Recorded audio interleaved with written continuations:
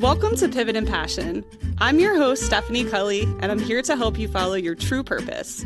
My goal is to help you build unshakable confidence and showcase your strengths. Each episode is filled with inspiration and tips to help you in your career and personal life. So grab your morning cup of coffee or your evening tea and let's dive in.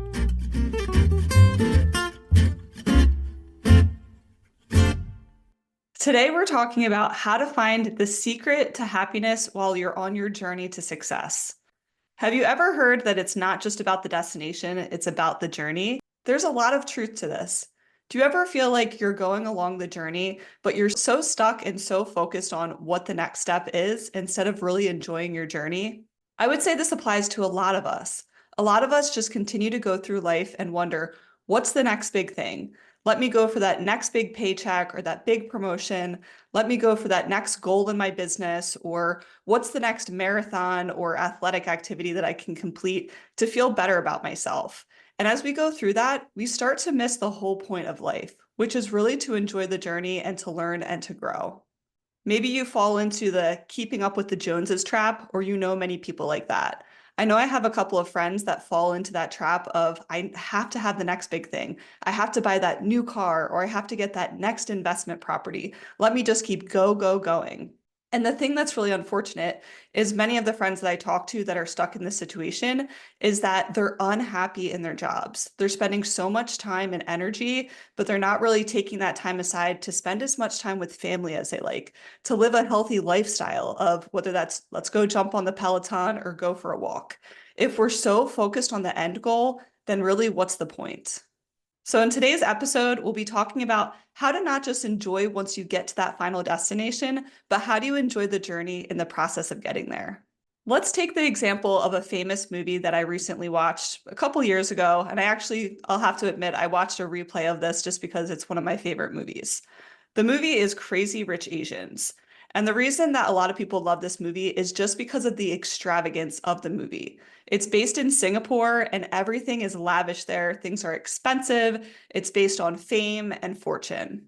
The premise of this movie is there's a character named Rachel, and she's dating this really nice guy named Nick and has no idea how much money and fame his family has back in Singapore. They both live in New York and they live a normal life, or what seems to be a normal life to Rachel. That's until Rachel and Nick get invited to a wedding that's based in Singapore.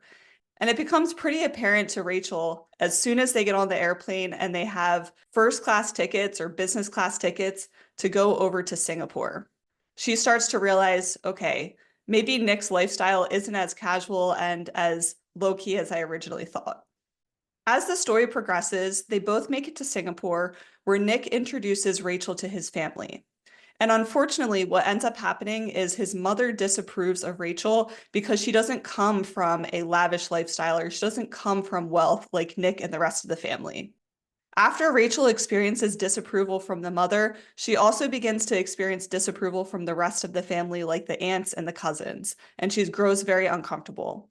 But the great thing about Rachel is she stays true to herself, and she stays true to knowing who she is as a person and the values that she has versus worrying about how much money she has. And the reason that I tell you about this movie is the whole point of it is that money can't buy happiness. I know this is a really cliche saying, however, it's true. Nick ends up deciding that he wants to propose to Rachel, but he knows by doing this, he'll probably get disowned by his family, or he'll have to separate his life where he's just living in New York with Rachel and has no communication with the family. This just goes to show the importance of finding love and finding true happiness, that Nick is willing to give up all of the wealth and all of the fame that goes with it. Fast forward to the end of the movie, Rachel ends up talking to Nick's mother and tells her that despite the fact that she wants to be with Nick, she couldn't imagine what it would be like giving up that relationship with her family, so she decides to tell Nick no. As a result, Nick's mother finally comes to realize that it's not about the money, it's not about the wealth, it's really about those true values that Rachel and Nick have, and she wants to see Nick happy despite how much money Rachel does or doesn't have. This just goes to show that the cliche, money can't buy happiness, is true. So how do we find true happiness without being so focused on money or goals?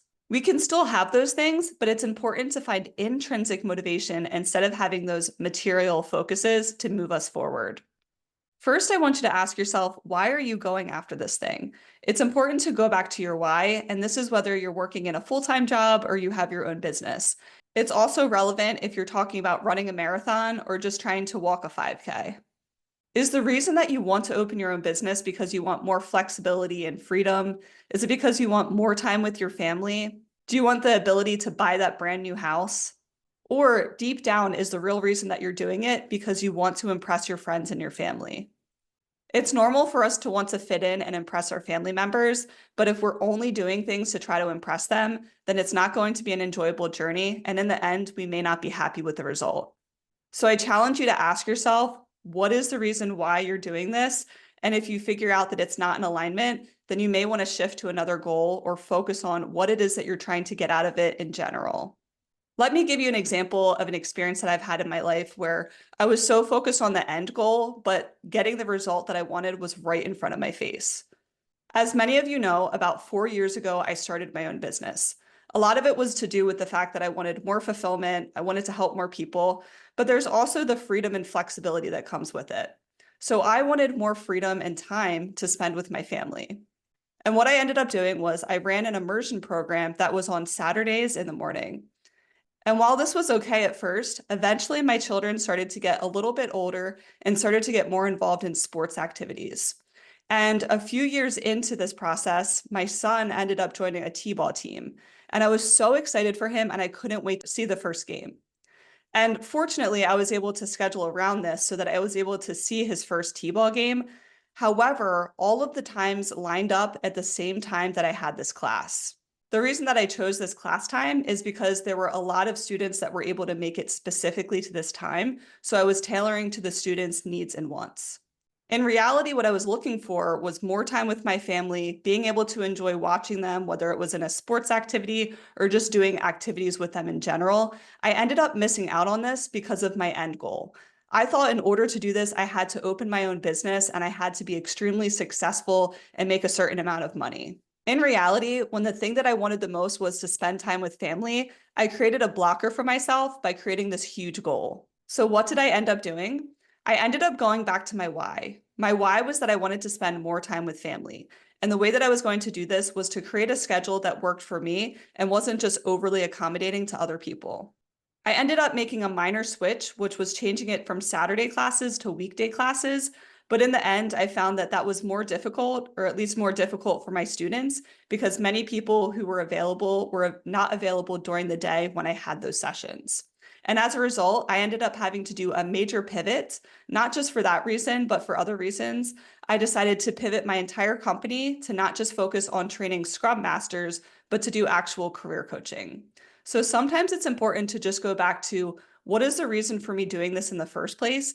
And am I creating barriers for myself by trying to achieve some specific goal? You may have to make adjustments, or you may have to change your goal completely and focus on the end result.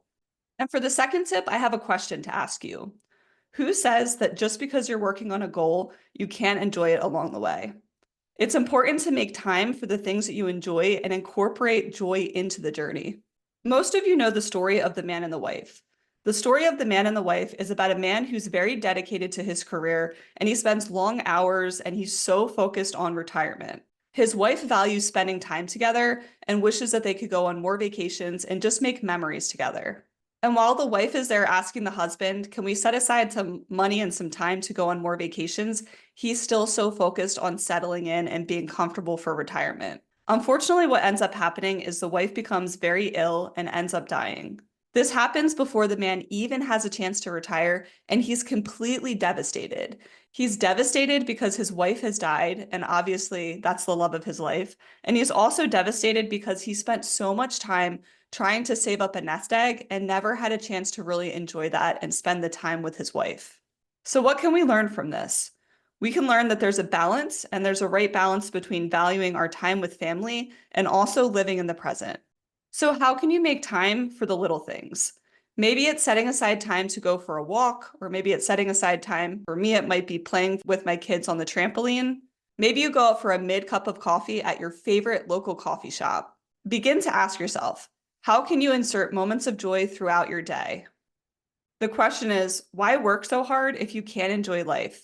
In addition to that, I would challenge you to find more joy in the actual work that you're doing. There's a book that my friend recently recommended, and it's called Feel Good Productivity. It focuses on joy and fulfillment in everything that you do. I don't want you to focus so much on the productivity aspect of it. I want you to focus on finding joy and fulfillment. And as a result of this, you may end up finding more productivity as well. So the question for you is, when do you start feeling more in the flow? When are things feeling natural and you lose track of time? For you, that may be that you're a creative person and you enjoy doing artwork. There are other ways to be creative too. So for you, maybe that includes making creative PowerPoint presentations. Another way that you could be creative is you just could use innovative approaches too. The most important thing is that you take control of the process and how you do it. So remember that your process is nobody else's and it's your unique way of doing things. This should help bring you more joy and fulfillment in the work that you actually do. I'm a creative person, and when I was a Scrum Master, I tried to incorporate creativity into what I was doing. And I also was big into the social aspect, so I would try to create social aspects that were easy for people to have conversations, even if they were someone who was shy. I did this by creating very creative PowerPoint presentations and also adding in games that would help people to open up more. So whatever your approach is, just remember that there's a way to bring in your special skills and bring joy to your work. Last but not least, another tip is that you should have gratitude. Have some type of a gratitude practice in your day-to-day life. Studies show that people who keep a weekly gratitude journal have a 25% increase in happiness compared to those who don't. Some other benefits that you may get from a weekly gratitude journal is having better mental health, improved sleep quality, and better physical health. So I'm curious, do you have a practice that you actually use today? It doesn't have to be the same as everybody else's. Maybe you have a journal where you write down the top 3 things that you're grateful for. Or maybe you take time to meditate or sit throughout the day and you envision, what are the things that I'm most grateful for? Some people even like to take a few minutes before they go to bed or when they wake up in the morning and say, what are the things that I'm thankful for today? And I can attest that this actually works because I'm someone who keeps a journal. I used to feel a lot of anxiety and even a bit depressed before I started keeping a gratitude journal. And this just keeps you in the right mindset and helps you focus on what are the important things in life. So for me, I actually have what's called a self-care journal, and I can drop a link to that in the show notes for you. But one of the things that I add in that doesn't have a section on this is a gratitude section. So every day I do a couple of things that includes my intention for the day, what was my sleep quality like, how am I feeling, and I make sure to put gratitude in there, and I'll put 3 things that I'm thankful for. And I can happily report that after doing this consistently every day, any symptoms of anxiety have deeply decreased. Feelings of depression have gone down and I feel much, much happier. And it's something that I actually look forward to in the morning is getting up, grabbing my self-care journal and writing down the things that I'm grateful for. So let's go ahead and recap what we talked about today. Today, we talked about understanding your why and how that will help you in terms of happiness on your journey to success. If you don't know why you have a goal, then you need to go back and specifically ask yourself that and make sure that it aligns to your values and where you want to go. If it's something that doesn't align, you should reevaluate if that should even be a goal in the first place. The next thing that we talked about was incorporating joy into your work and your life purposefully. So that includes making sure that you're going out, you're doing things that you enjoy throughout the day, enjoying your life and spending time with family, but also including joy in the work that you do, whether that's sprinkling some creativity in there or some other artistic or whatever other skill sets you have to bring joy. And lastly is starting a gratitude practice. Again, studies have shown that there's a 25% increase for those who are doing this on a consistent basis, and this can help you really appreciate the things in life. So that wraps up today's show. If you enjoyed this podcast, please hit the subscribe button. You'll get direct access to the next time we release an episode, and this will help us to reach more people. And if you like this podcast, you may enjoy the one-on-one coaching that I provide. So go ahead and take a look in the show notes and see if it's something that I can help you with. I help you to find fulfillment and achieve your dreams. Thanks for listening, and I hope you have an amazing day.